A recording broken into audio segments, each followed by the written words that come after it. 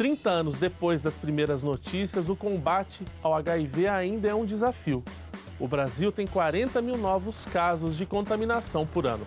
Em Rio Preto, foram 171 novos registros de contágio no ano passado e mais 42 casos nos primeiros 5 meses de 2017. Essa edição do Ponto de Vista fala sobre os avanços e as dificuldades na luta contra a AIDS. Para o infectologista Irineu Maia, com tratamento é possível ter qualidade de vida. A aderência ao tratamento é fundamental no prognóstico desse paciente portador do vírus. Júlio Caetano, do Grupo de Amparo aos Doentes de AIDS, tem uma perspectiva otimista diante dos avanços da medicina. A cura está próxima. Maria Amélia Zanon, da Secretaria Municipal de Saúde, destaca a importância do diagnóstico. Para a gente chegar à cura tão esperada da AIDS, a gente precisa ficar sabendo. Então, tem que se fazer o diagnóstico.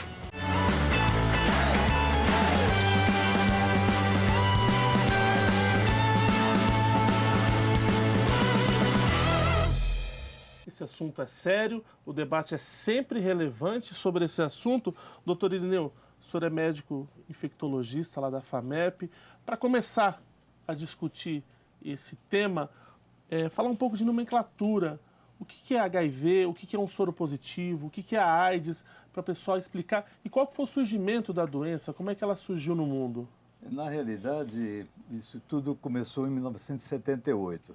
A gente tem informações antes disso, mas documentado em 78, quando nos Estados Unidos começaram a aparecer um tipo de pneumonia em pacientes homossexuais masculinos, um tipo de pneumonia causado por um agente chamado pneumociste, que não era habitual. Isso era muito comum em indivíduos com uma queda de resistência muito alta, recém-nascidos, etc.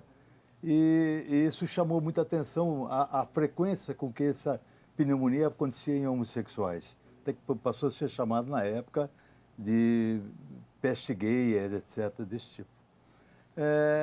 Desde o início pensou-se que se tratava de um vírus, o causador dessa infecção.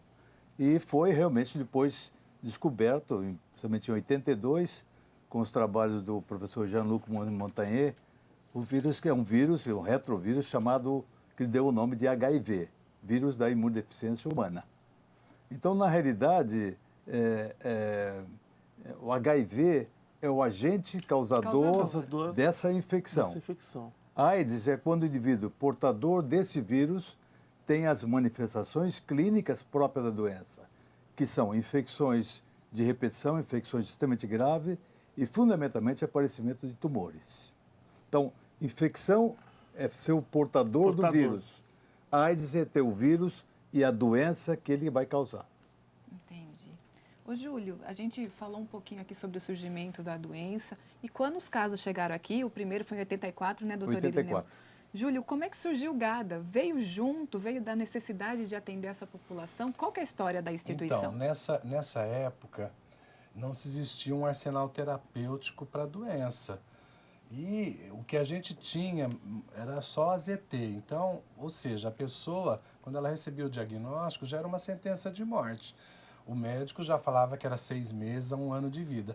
E sem o medicamento, a doença ela avançava de forma muito rápida e a pessoa ficava extremamente debilitada. Então, o GADA ele surge no momento por um grupo de mães, de mulheres, que vão para cuidar desses pacientes muito debilitados, porque as famílias, pela desinformação da transmissão no meio do ambiente da família, dos utensílios, tudo, acabam isolando os seus filhos, os seus parentes.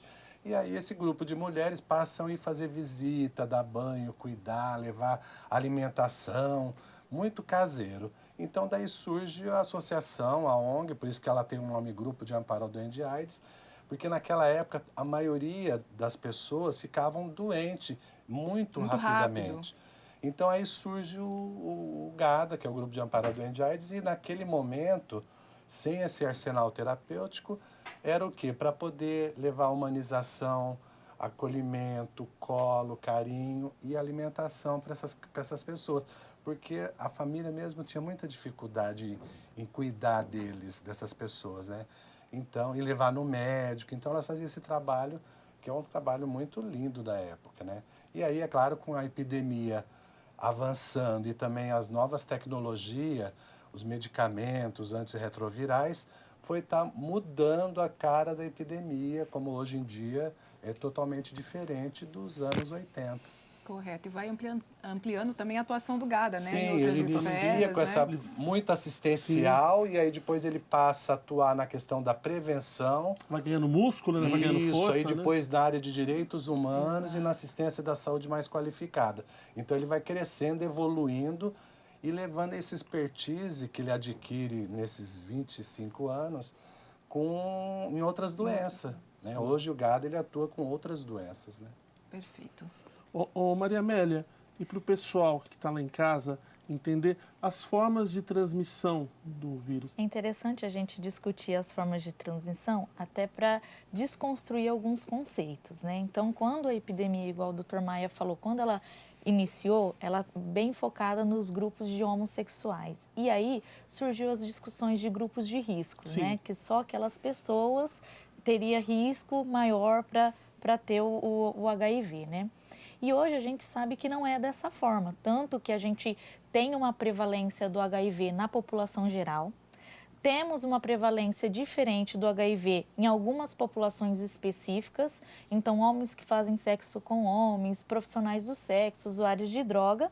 No entanto, a gente não chama esse grupo mais de grupo de risco ou grupo vulnerável. A gente fala que todo mundo que se expõe ao vírus está vulnerável, está comportamento. Exatamente, né? São conceitos ultrapassados já. Isso, exatamente. Então, assim, a gente quando vai até capacitar os profissionais, né, capacitar os alunos, a gente brinca, assim, vamos ver aqui quem poderia pegar HIV, né? E a gente brinca, assim, quem daqui é profissional do sexo? Ninguém levanta a mão. Isso.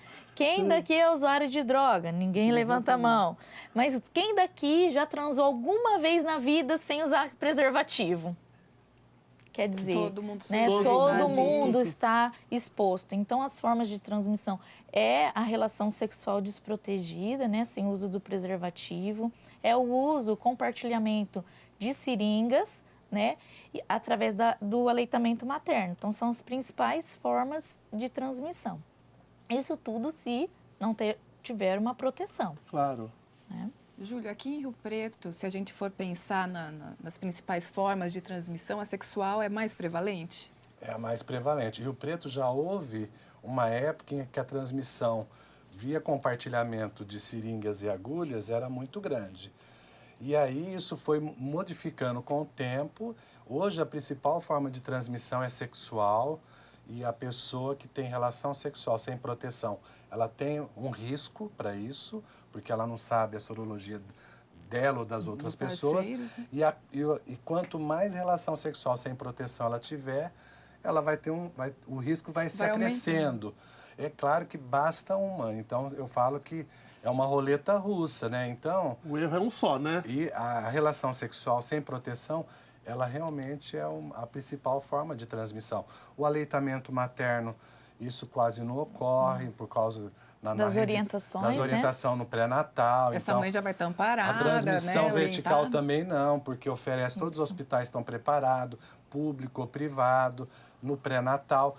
Excepcionalmente, no caso que a gente comentou, na questão de mulheres usuárias de crack, em que ela acaba não tendo a percepção de risco, ela tem relação sexual sem proteção consecutivamente, e aí, às vezes, ela nem percebe, devido a ela estar tão debilitada ou desnutrida, que às vezes ela está grávida. Então, excepcionalmente, nesses casos, ocorre caso de transmissão vertical. Pelo menos aqui em Rio Preto, isso... Essa é a nossa realidade, né? Nos últimos 3 anos, a gente não tem caso de transmissão vertical. No entanto, como o Júlio falou, essa mãe usuária de crack e HIV é a nossa fonte, assim, é o desafio. É o alvo nosso. Então, assim, a gente estamos acompanhando, nós estamos acompanhando um caso assim, né, mas um exemplo, e assim, a gente faz um monitoramento e uma vigilância nela muito grande para não perder realmente. Então, assim, para vocês terem uma ideia, né, a gente faz o pré-natal num lugar e o tratamento no outro. para que a gente consiga levar essa mãe para fazer esses 2 acompanhamentos, a gente tem uma equipe para isso. Então, a equipe pega ela, leva para fazer o tratamento do HIV e, saindo de lá, já faz o acompanhamento do pré-natal. A gente já fez uma parceria entre os 2 serviços que a gente já não tem mais nem agendamento. É o dia que conseguir vai atender. É justamente por isso, pela dificuldade. Ô, doutor Irineu, e a partir de qual momento que a infecção já é detectável em exames? Logo no dia seguinte, existe alguma janela para que o vírus se manifeste ou não? Isso é importante a gente dizer aqui, que na realidade o vírus, quando ele entra, seja a maneira que for, ele precisa de um tempo. O diagnóstico é feito através da detecção de anticorpo contra o vírus, a maioria das vezes. Então ele precisa de um momento para que o sistema imunológico do indivíduo que recebeu o vírus fabrique os anticorpos, né, para ser detectado no exame, seja ele teste rápido, seja ele teste do ELISA, o Western blot, o que é que seja. Na realidade, a gente considera uma janela para os exames sorológicos ideal 15 dias. Existe teste que a gente faz até com 7, com 5 dias, com cada vez mais com sensibilidade cada vez maior e especificidade também. Além disso, a gente pode também fazer os exames para detectar o próprio vírus, através de uma chamada reação PCR, reação em cadeia de polimerase, que é um exame que você não detecta o anticorpo contra o vírus, e sim uma sequência que identifica o vírus. Entendi. Também isso aí é muito precoce, a partir de 7 dias já começa a ser detectado. Mas a gente considera que o exame ideal é que seja feito entre 15 dias e repetido pelo menos depois 30 e 90 dias, por um eventual erro do próprio exame ou alguma coisa desse tipo. Uma contraprova ali para... Não tem dúvida. E do ponto de vista biológico do vírus, ele dura fora do corpo humano, ele é transmitido, tem como isso? Ou, por exemplo, uma pessoa que usa um aparelho de barbear e divide com uma outra pessoa dias depois, periga o vírus estar ali ou não? Em algumas situações específicas, especialmente do aparelho de barbear, sim, já foi detectado em até 6 horas. Tá. Em alguns casos até 12 horas após isso. Mas, logicamente, que o poder de transmissão nessa situação é de uma raridade total. Perfeito. Total, né? Quer dizer, na realidade, é isso que foi falado até agora. O vírus transmite sexo e sangue. É sexo e sangue.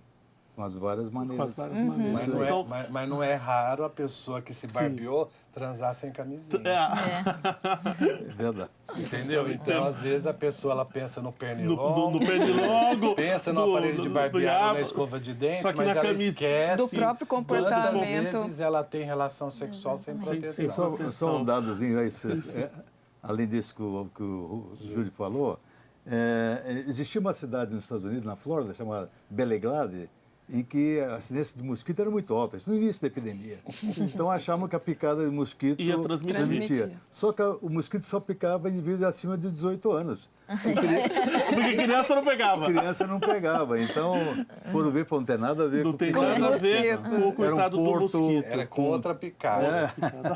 Não, e era um porto com transmissão de droga, ali com venda de drogas pesadíssimo. Então, exatamente. É a picada. Só complementando uma coisa que o Dr. Maia falou. Hoje, quando a gente tem um paciente que ele chega para a gente no serviço, fala, olha, eu tive uma exposição de risco, seja o que for, né? Mas faz uma semana, né? A gente sabe que tem a janela imunológica, que até o Dr. Maia explicou. No entanto, a gente testa. Sim, Por quê? Porque a gente pega exposições passadas, exatamente, que às vezes ele não teve dimensão. Isso é sempre, isso é conduta. Isso. Chegou o paciente, você sempre faça o exame. Isso. Porque não é o que ele está relatando, né? Exatamente. Quase sempre. Porque às vezes um hábito, o paciente, ele tem noção, dimensão de exposição, aquilo que é gritante. Então, por exemplo, a gente teve lá um paciente que ele chegou porque ele teve uma relação sexual desprotegida com uma profissional do sexo. Aí, para ele, aí isso foi preocupação. Isso. No entanto, fazia 2 dias. A gente testa, né? Mas, quando a gente vai perguntando outras formas de transmissão, a gente vê que ele teve outros relacionamentos, outras relações sexuais desprotegidas, A mas maioria, que nas exatamente, e que ele não tem dimensão naquele momento. Então a gente sempre testa e repete, como o Dr. Maia falou. É o peso na consciência, né, no dia seguinte. Então, Maria ressaca Amélia, moral, né? já que a gente está falando dos testes, se eu quero fazer um teste, que unidade eu procuro? Tem serviços específicos para essa questão aqui no município? O município de Rio Preto, ele tem um grande diferencial, né? Quando em 2005, principalmente 2009, o Estado e o Ministério da Saúde lançou uma campanha chamada Fique Sabendo, que era uma campanha de intensificação do diagnóstico do HIV quando a gente comemora o Dia Mundial, Sim. que é em dezembro. E aí ficava nesse período, né? O que nós do município fizemos? Colocamos isso nas 27 unidades de saúde todos os dias do ano. Então, qualquer pessoa que queira fazer o teste, as 27 unidades básicas de saúde têm o teste, além dos serviços específicos. Então, a gente tem um CTA, a gente tem um SAI, né? A gente tem consultório na rua para fazer esses exames na população, programas de prevenção. Então, a gente tem pontos estratégicos para isso. Mas as 27 unidades de saúde realizam teste. E por isso que Rio Preto vai ter mais casos notificados, porque a população de Rio Preto tem acesso ao diagnóstico. Município que tem poucos casos pode refletir uma baixa cobertura de acesso ao diagnóstico e uma vigilância epidemiológica deficitária ou capenga. Que não está atenta para isso. Então, por isso que a gente tem que ter muito cuidado quando fala. Rio Preto tem muito caso de AIDS, de HIV e AIDS. É claro, se ele oferece o diagnóstico em todas as unidades e notifica... E acompanha, leva ao serviço. Óbvio, agora, se eu não ofereço para ninguém, óbvio que não vai ter os casos. Não vou notificar. Perfeito. Vamos fazer um intervalinho, Matheus? Vamos, mas antes de chamar o intervalo, Vivian, lembrando o pessoal de casa que mais de 100 mil brasileiros são portadores do HIV e não sabem porque não fizeram a testagem. É isso, fico alerta e como a gente discutiu aqui, a importância de procurar uma unidade de saúde e fazer o teste. Ponto de Vista faz o intervalo agora, a gente volta rapidinho, não saia daí.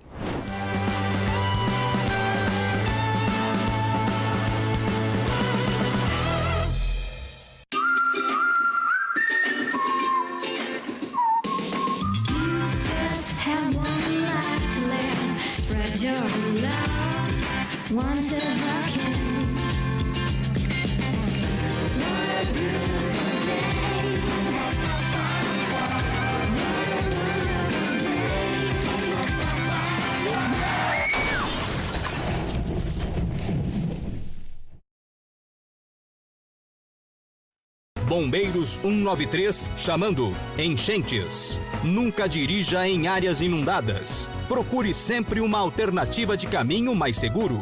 Caso a água comece a tomar a rua e for possível abandonar o carro com segurança, abandone-o e abrigue-se em lugares altos e secos. Permanecer no veículo é um risco grave e desnecessário.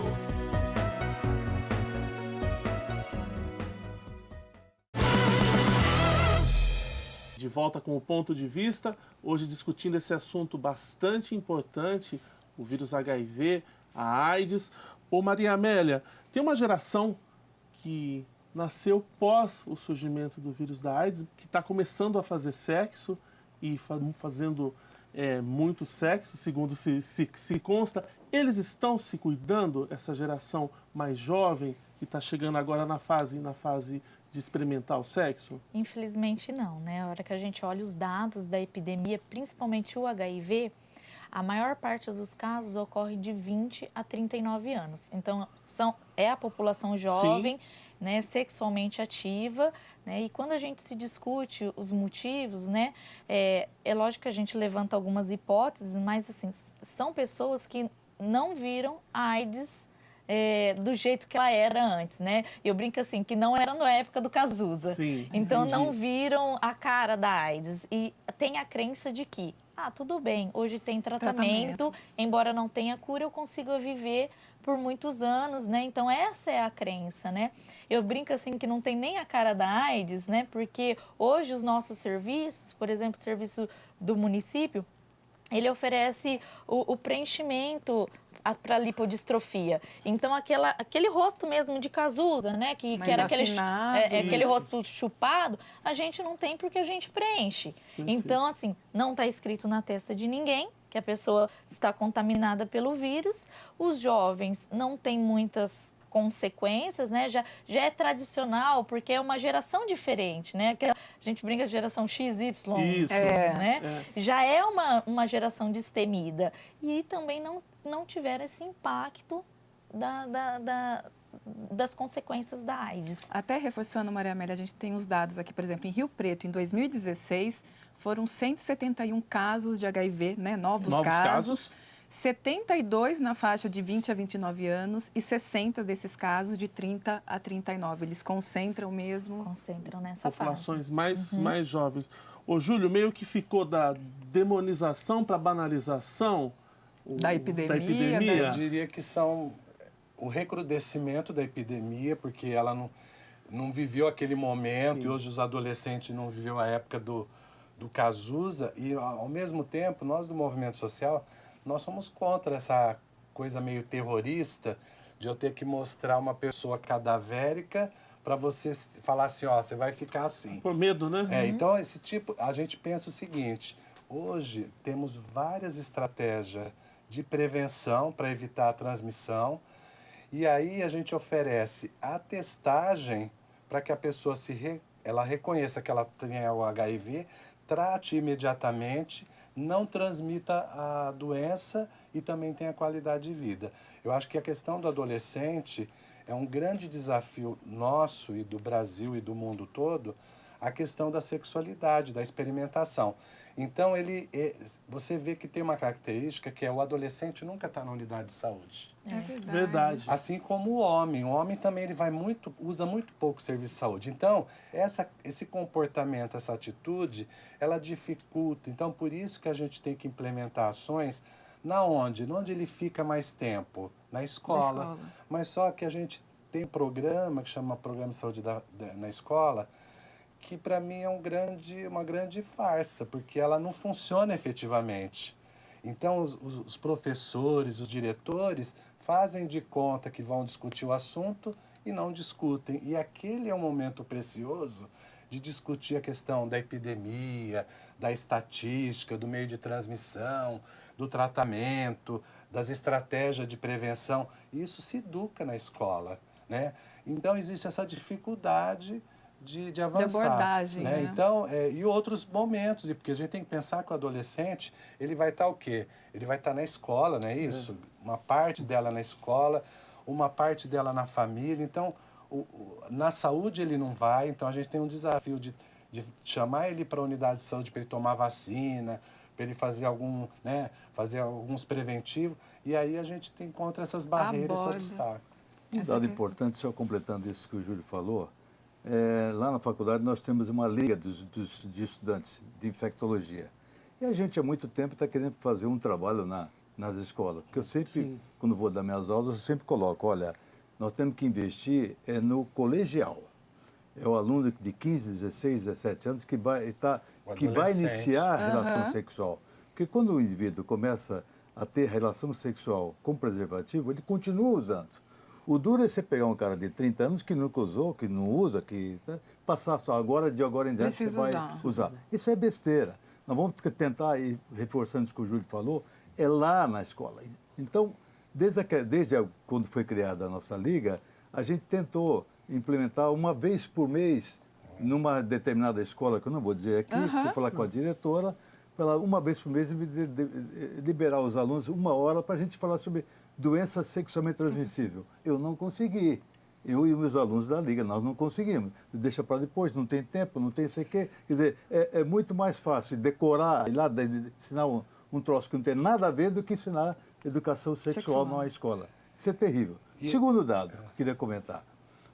Nosso país é diferente. Eu sempre digo o seguinte, você sabe por que o americano atravessa na faixa? Porque não é que ele é educado. O americano, aliás, a educação não tem nenhuma. O suíço atravessa na faixa porque ele é geneticamente educado. Ele atravessa ali porque... O americano atravessa porque senão ele vai ser multado. Sim. Então, nós temos que ensinar de alguma maneira, dependendo do tipo de pessoa. Por exemplo, eu até hoje, quando vou dar aula em escola, eu levo os slides antigos, viu, Júlio? É para memorizar. Exatamente, para mostrar, olha como é que era, olha como é que o indivíduo ficava, olha como é que o indivíduo fica se ele não for procurar tratamento. E mostro, do outro lado, o indivíduo que hoje que trata, que está, se você não reconhece ele na rua. Super Como saudável. disse a Maria Amélia, o cara está absolutamente normal. Eu brinco com os caras, os indivíduos estão jogando bola. Então, e libero até 2 latinhos de escola no final do semana para eles também. Quer dizer, hoje o indivíduo tem uma vida absolutamente normal. Mas Ou de às vez em vezes quando até é melhor. Até melhor. Aliás, Que tem uma consciência. Tem um artigo agora da Uma da consciência, Manhã, né? Verdade, eu li tem um o artigo artigo. agora recente mostrando realmente que o indivíduo Qualidade de vida é igual, né? Às vezes, Expectativa mais. de vida maior. vive mais. Mais do que às poderia vezes tem ter. Eu pessoa tenho- com HIV que É. são mais saudáveis, Eu tenho- inclusive. eu tenho- É uma loucura. Eu tenho só um exemplo para dar bem rapidamente. Eu tenho um paciente que com 45 anos de idade ele descobriu que tinha um HIV. O cara ficou arrasado, casado, com filho, etc. Era um viajante, etc. E está comigo já há 10 anos e está ótimo. Ele chegou atrás para mim e falou assim, doutor, eu vou falar uma coisa que você vai achar estranha. Eu falei, o que que é? Ele falou assim, esse vírus salvou minha vida. Porra, não é lógico. Tem muito não, mais assim, atenção não, com a eu conheço várias saúde. Aí ele pessoas virou e falou assim. assim para mim, olha, eu bebia todo dia meio litro de uísque, eu não tinha relacionamento nenhum com a minha família, tinha praticamente perdido minha mulher e os 2 filhos. Depois que eu fiquei sabendo, eu parei de beber, usava umas drogas de vez em quando, também em festinha.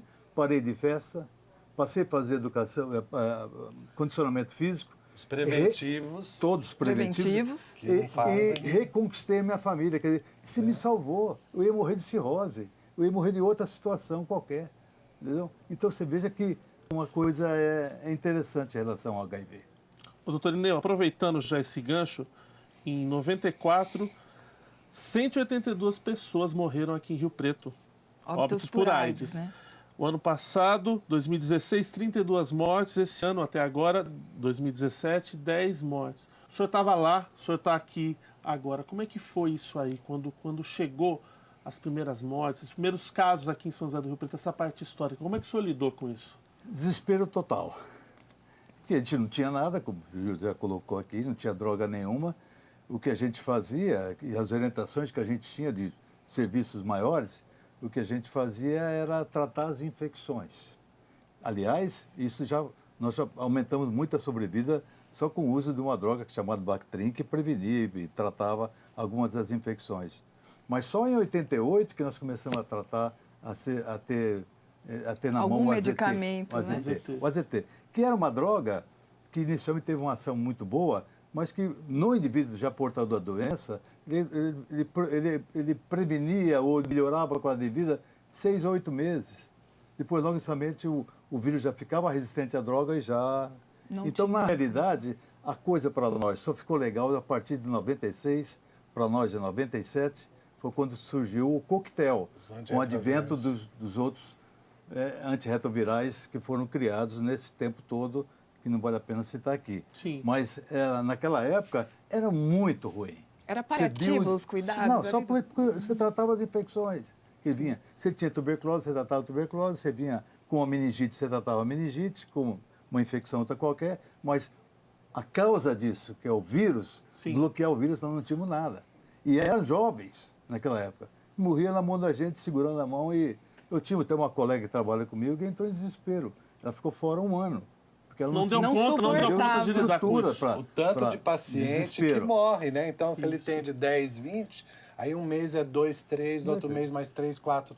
Aí é... E outro Pro dado médico mesmo, importante. Muita muito coisa, difícil. muita gente. Outro Né? dado importante que é bom colocar aqui. O preconceito foi um negócio terrível. Né? Acredito que Até famílias hoje. não lidavam com isso. Até né? Não, hoje mas é. parece Mas que o uma vez- preconceito era muito terrível. O preconceito de colegas nossos. Eu tinha um paciente que eu precisava do oftalmologista, ele não queria ir. Eu precisava do proctologista, porque ele tem uma diarreia infernal, o cara não ia. Um quadro de uma pneumonia que eu precisava, o neurologista, enfim, qualquer especialidade. Parece que os dermatologistas ajudaram muito, né, doutor? Muito. No início foi a única especialidade que realmente deu a mão para a gente, para nós infectologistas, foi a dermato. Né? Especialmente por causa do sarcoma Como de de Kaposi, Kaposi. que era uma infecção que dava muito, no início da epidemia teve muito. Então eles vieram muito com a gente. E aqui em Rio Preto, a doutora Tânia Barbon foi Sim. uma parceirona para mim. na época. Doutor, tem algum gatilho, alguma coisa que se detecta, que se estimule que o vírus se manifeste, se transforme na AIDS? Tem um monte de gatilho. O indivíduo precisa estar atento, porque a doença está vindo. Sim. Né? Eu vou citar alguns só para você. O aparecimento de uma infecção extremamente comum chamada herpes zoster, né, ou cobreiro, não é isso? Sim. Isso é uma manifestação que alguma coisa está lá, inclusive, desculpe, não é só HIV. Sim. É bom que a população saiba. Pode ser mas câncer. Qualquer coisa, né? Idoso. Mas o HIV também. Né?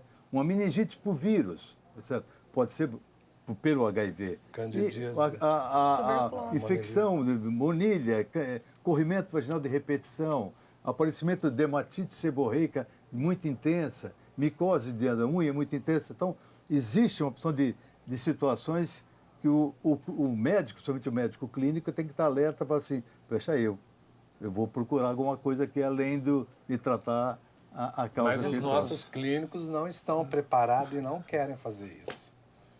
Por quê? Porque na unidade básica ou nos consultórios, eles não têm esse olhar. A não ser isso que o Dr. Maia falou. Por exemplo, se houver um indício de sarcoma de Kaposi, que hoje quase não tem, ou pneumonia por pneumociste carine, aí é um indicativo maior. Mas, assim, de forma corriqueira, ele não faz não lembra disso, né? Não lembra. Ele não acaba não lembrando. A gente acaba pegando uma opção de paciente já ruim, já com a doença instalada, mal, e que você vai examinar o paciente e tem uma cicatriz aqui de um herpes zoster que ele teve há 4 ou 5 anos atrás. Lá atrás. E se tivesse feito o diagnóstico lá naquela evitaria hora de chegar nessa situação. Ou seja, se todo clínico ou esse outro especialista tivesse mais alerta, com herpes zoster já pedir, oferecer para o paciente o exame de HIV, nossa, e outra, não sei, complementando a fala do Dr. Maia, existe um período entre que você entra em contato com o vírus e vai desenvolver a doença, que o teu sistema imunológico vai ficar deficitário. Então, por isso que a gente fez o diagnóstico, deu positivo, já inicia o tratamento com a terapia. Por quê? Eu não vou esperar eu ficar doente. E se eu estiver atento, o que a gente vai conseguir fazer? Eu não vou chegar lá já com pneumonia, já todo debilitado, meu sistema imunológico todinho debilitado, que aí para responder com o medicamento vai ser outros 500. Lógico. Exatamente. Maria Amélia, para a gente terminar esse bloco, um estudo da Fundação SEAD colocou, pelos dados tabulados de todo o estado, coloca Rio Preto como a 5ª cidade do estado onde mais se tem óbitos por AIDS. Qual que é a razão dessas mortes? É diagnóstico tardio? É quem não se tratou? Como é que a saúde mapeia esses números? Na verdade, sim, a gente tem 2 visões em relação a esses dados. A primeira é que o município de São José do Rio Preto é referência para tratamento, seja pelo HB, seja pelo serviço municipal, né? Então, a gente tem muitos pacientes que a gente conhece que se mudou para Rio Preto para fazer o tratamento. Acaba sendo um caso registrado aqui. Exatamente, morreu aqui, vai ser um caso nosso. Então, serviços de referências acaba tendo mesmo essa questão. No entanto, o óbito por HIV, ele é sempre importante para a gente fazer o que a gente chama de evento sentinela. É verificar quais foram os motivos que levaram esse paciente a óbito, qual é o perfil desse paciente. E a gente fez um levantamento ainda empírico, mas é uma coisa que a gente quer investir em Rio Preto para estudar, né? E a gente viu que realmente é diagnóstico tardio. Né? Isso me assustou um pouco no início, porque o Ministério da Saúde, ele pactuou, inclusive com a Organização Mundial da Saúde, as metas 90-90-90. O que é isso? A Organização Mundial da Saúde, ela quer terminar com... erradicar a transmissão. Não a doença, mas a transmissão. Né? Para isso, cada país tinha que estabelecer estratégias. O que o Brasil fez? 90% das pessoas em cima da prevalência do HIV... Sim. tem que estar detectada. Testadas, né? E diagnosticadas. E nós atingimos isso em Rio Preto. Então, nós temos uma taxa muito alta de detecção dos casos, né? Quando eu levanto os casos de óbito e vejo um diagnóstico tardio, na verdade, a gente tem que continuar intensificando essa meta, né? Essa prevenção, né? Porque o diagnóstico é uma das formas também de prevenção, porque eu vou levar a um tratamento imediato e a carga viral indetectável. Então, é uma meta que a gente ainda tem que bater. Né, para não dá para afrouxar, né? E para isso a gente tem feito o quê, né, Maria Amélia? A gente tem, eu até cheguei a comentar, a gente está buscando uma estratégia porque existe um sistema que chama SINAM, que é todos os casos notificados de HIV e AIDS. Então a gente até sentou para discutir, a gente quer fazer o quê? Identificar os óbitos, identificar as transferências, porque tem muitas pessoas que fez o diagnóstico, já mudou de Rio Preto faz muito tempo. Não está mais aqui. E ficando só os ativos e os que abandonaram, ou aqueles que não, o que a Maria Helena acabou de falar. Às vezes eu fiz o diagnóstico há 6 anos, fugi do serviço, eu não quero saber que eu tenho AIDS. Então o que acontece? A nossa estratégia é identificar esses indivíduos e oferecer a terapia com sigilo, com descrição, para ele ter qualidade de vida. Então, essa é uma estratégia extremamente importante e pioneira para nós. Perfeito. Gente, a gente faz mais um intervalinho agora. Ponto de Vista volta já já no terceiro bloco com muito mais informações sobre HIV e AIDS. Não saia daí.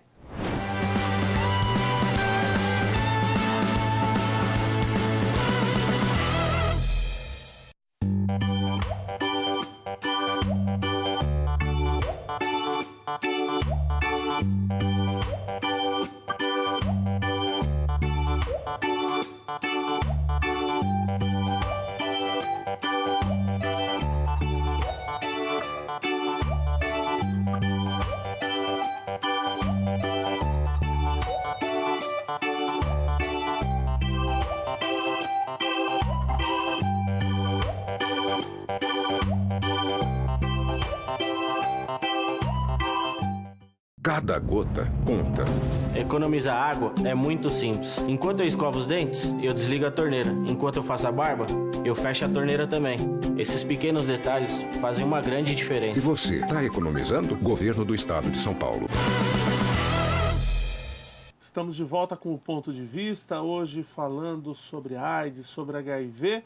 E nesse bloco vamos falar de qualidade de vida e tratamento. Doutor Irineu, uma mulher que é soropositiva e ela sonha em ser mãe. Hoje em dia é possível? Como é que é feito esse tratamento? É por livre e espontânea vontade? Tem como ela ser mãe de uma forma que não ofereça risco à criança? Aliás, tem até um trabalho mostrando que a mulher soropositiva, quando ela engravida, ela passa a ter uma aderência muito maior ao tratamento e à vigilância, porque ela tem uma condição para ficar viva, que é o fato de ela ter um nenenzinho ali com ela, né? E nós sabemos que hoje em dia, com as drogas que nós temos, a chance dela vir a ter uma criança que não tem o vírus é muito alta. O risco é abaixo de 1,2%, 1,5% de ter uma criança com vírus, né? Então, mais de 98% de chance do nenenzinho, se ela bem conduzida, de não ter o vírus nenhum, né? A gente tem um pouquinho de problema em relação a essa mulher grávida quando o parceiro não é perfeito, é positivo, né? Mas existem estratégias para isso, inclusive com inseminação, com uma opção de coisas. Lavagem do esperma. Lavagem do esperma, etc. Mas aí são técnicas que podem ver. Mas a mensagem que a gente tem que deixar é: a mulher soropositiva, ela pode e deve ser mãe. Ela pode e deve ser mãe, porque aí ela vai ter uma qualidade de vida muito legal. E o nenê dela também. Maria Amélia, a gente começa a falar agora um pouquinho de tratamento. O que é oferecido hoje na rede pública? É a PEP? É isso que a gente pode falar? Conta um pouquinho para a gente do que é oferecido. Na verdade, a PEP é uma forma de prevenção, não é o tratamento em si. Apesar de ser medicamento, não é o medicamento em si. Hoje, na rede pública, a gente oferece o tratamento completo, né? Então, mesmo que o paciente ele faça o diagnóstico numa rede privada, a medicação é via pública. Então, a medicação é 100% gratuita, 100% disponível, né? A gente não tem problema com restrição, né? Não tem. Aí a gente tem essa medicação, tanto o município quanto o hospital de base oferece toda a medicação, como o doutor falou, é um coquetel, várias opções que o médico infectologista vai determinar de acordo com as condições de cada paciente. A PEP, na verdade, é a profilaxia pós-exposição. É uma pessoa que ela teve uma exposição ao vírus HIV, seja por meio de uma relação sexual desprotegida, seja por meio de um acidente de trabalho, pérfuro cortante, Exato. né?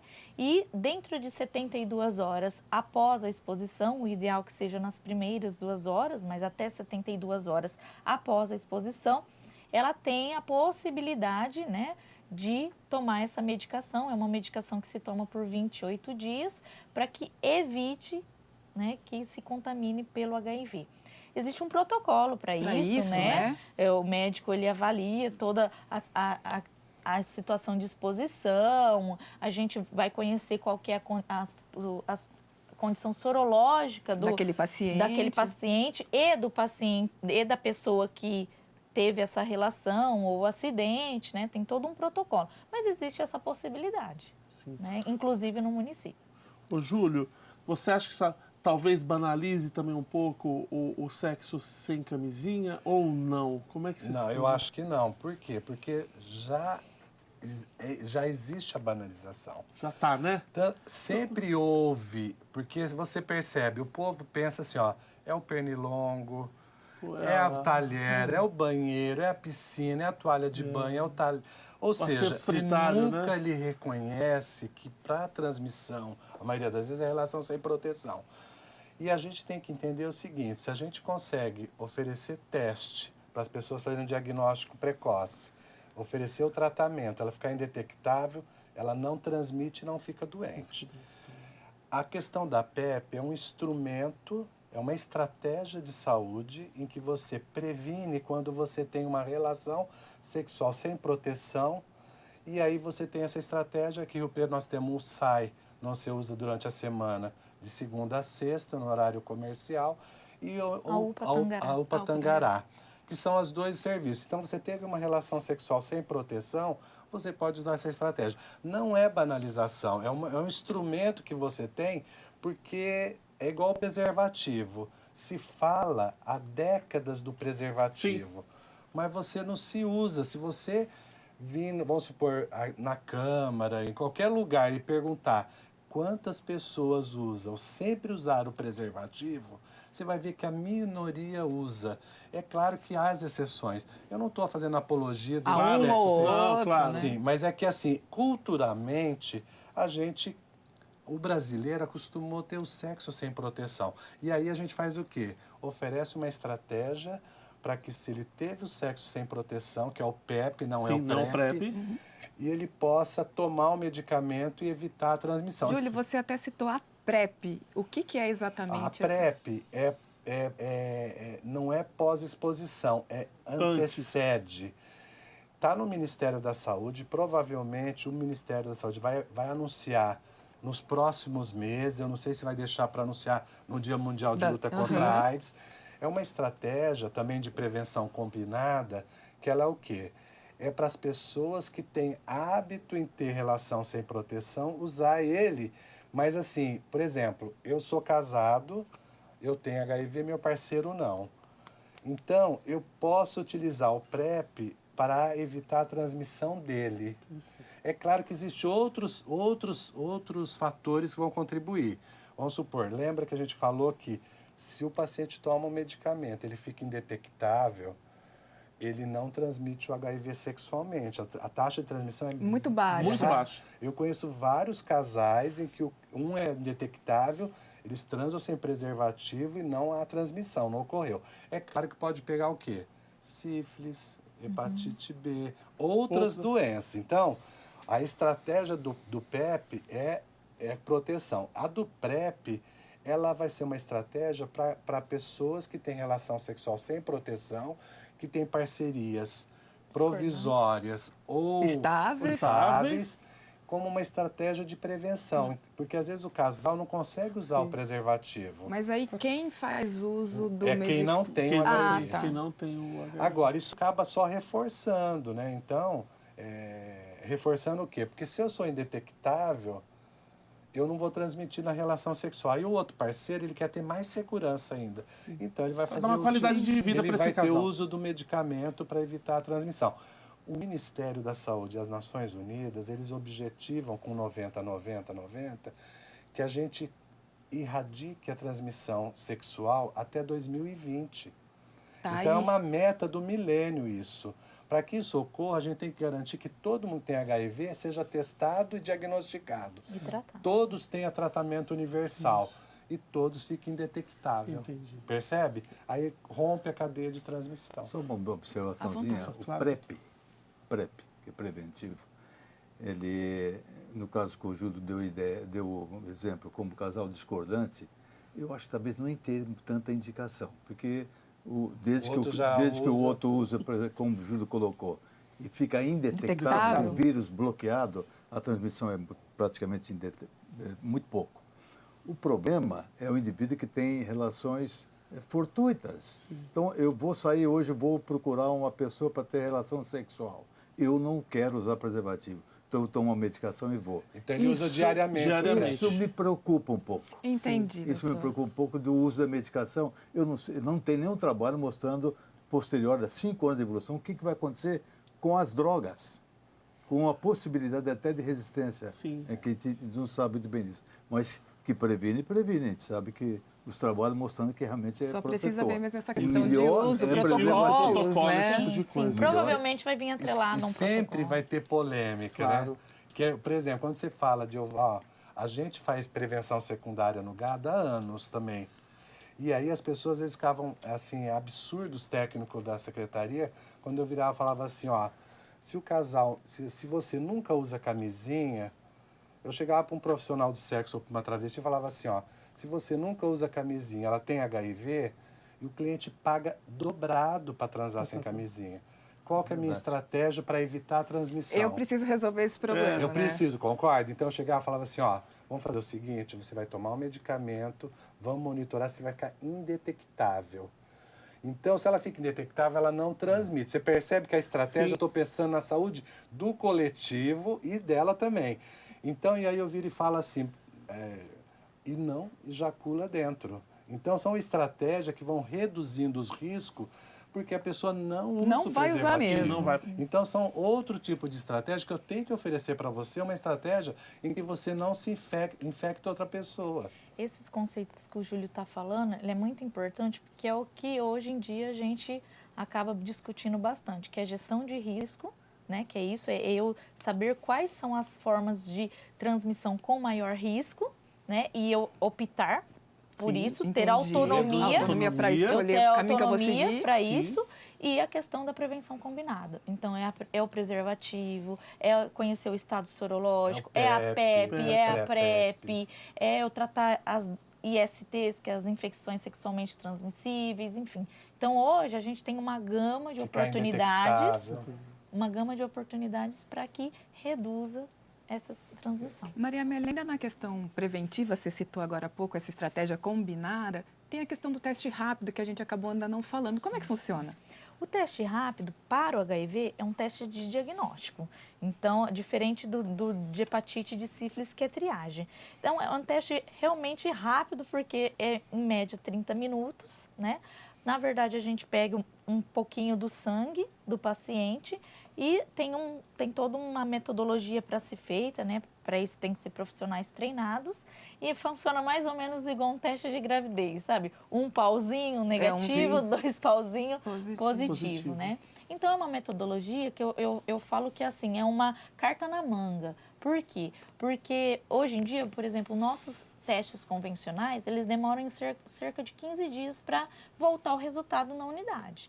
No entanto, se eu estou diante de uma gestante no 3º trimestre de gestação, né, até eu pedir um teste sorológico convencional para daqui 15 dias retornar, às vezes eu Perdendo tempo. perco tempo. Então, assim, a gente fala que o teste rápido é para ser usado mesmo nas janelas de oportunidade, né? Então, o paciente diagnosticou tuberculose, já faça o teste ali de HIV, né, que é protocolo. É um paciente usuário de droga, que eu sei que não vai voltar na unidade para pegar. Aproveita e faz já ali. aproveita. Hoje, no município, a gente tem o teste rápido no CTA, no SAI, no caminhão itinerante, que a gente tem um caminhão que circula o município fazendo a testagem. No CAESM, que é o Centro de Atenção Especializada na Saúde da Mulher, que inclusive é a nossa referência para a gestação de população vulnerável, né? Usuários de droga, enfim. E a gente também tem em 13 das 27 unidades de saúde. Então, a gente tem descentralizado gradualmente, né? Mas todos os distritos de saúde já tem 2 unidades fazendo. E o fluido oral. E exatamente, o fluido oral, que também é um teste rápido, só que em vez de usar o sangue, usa a saliva. A saliva. Ô, Júlio, para encerrar, eu queria que você comentasse um dado aqui, que 200 mil pessoas no Brasil têm o vírus e não se tratam. Falar um pouco para o pessoal sobre isso. Por que isso acontece, para encerrar? Medo, muito medo. Às vezes a pessoa ela percebe que ela tem tudo para ter o HIV, porque ela tem situação de risco reiteradas vezes. Sim. Mas aí, e a falta de coragem? É importante isso que a Marília disse, da questão da janela de oportunidade. O fluido oral, ele traz essa oportunidade, ele tem que entender que hoje o acesso do tratamento ele é universal e facilitado. Então, se ele faz diagnóstico, ele não tem que sair falando para todo mundo. Ele procura a equipe, ele vai ter o atendimento preparada para isso, no basicamente conforto. É pavor, sem se terror identificar. E medo, de forma anônima. Óbvio. Pode ser feito anonimamente, se ele não quiser ser identificado. Aí Ô, fica Júlio, muito deixa medo. o telefone do gado para o pessoal que quiser. 3234-6296 ou 3235-1889. Perfeito. E a gente termina com o doutor Irineu. Doutor, falando a importância da adesão do tratamento e de outras ações para que tenha uma vida saudável esse portador do vírus. O que ele tem que fazer? Qual que é a dica para ter essa vida saudável? Hoje a gente já fala isso há muito tempo, mas hoje a gente fala com mais tranquilidade, que eu sempre digo que o paciente hoje, para nós, portador do vírus ou da doença AIDS, que vai iniciar o tratamento específico, ele é idêntico ao paciente hipertenso, é idêntico ao paciente diabético, bronquítico crônico, quer dizer, idêntico ao indivíduo portador de uma doença crônica. Ele tem que ser aderente ao tratamento, quer dizer, tomar a medicação correta, fazer os retornos no médico de uma maneira correta, porque a vida desse indivíduo, fazendo isso, é absolutamente normal. A vida do indivíduo hoje portador do vírus HIV é absolutamente normal. Os riscos dos efeitos colaterais das drogas praticamente são muito poucos e são controlados. E, enfim, eu não me conformo de um paciente portador do vírus não aderir ao tratamento com as drogas que nós temos disponíveis hoje. E um dado importante, quer dizer, esse paciente tem que tomar remédio, porque existe perspectiva de cura. A AIDS, existe uma perspectiva de cura no futuro real, isso não é brincadeira, não, é real. Isso. Então, ele tem que estar vivo para ele dar uma chance de repente, encontrar essa... a cura lá. Então, perfeito. Você tem que tratar, porque você vai ser curado, rapaz. E não é a igreja, não, viu? E com essa boa notícia, a gente encerra aqui o Ponto de Vista, né, Vivian? É isso mesmo, Matheus. Muito obrigado por sua audiência. A gente espera que você tenha gostado desse tema. E a gente volta na próxima semana. Até lá! Tchau!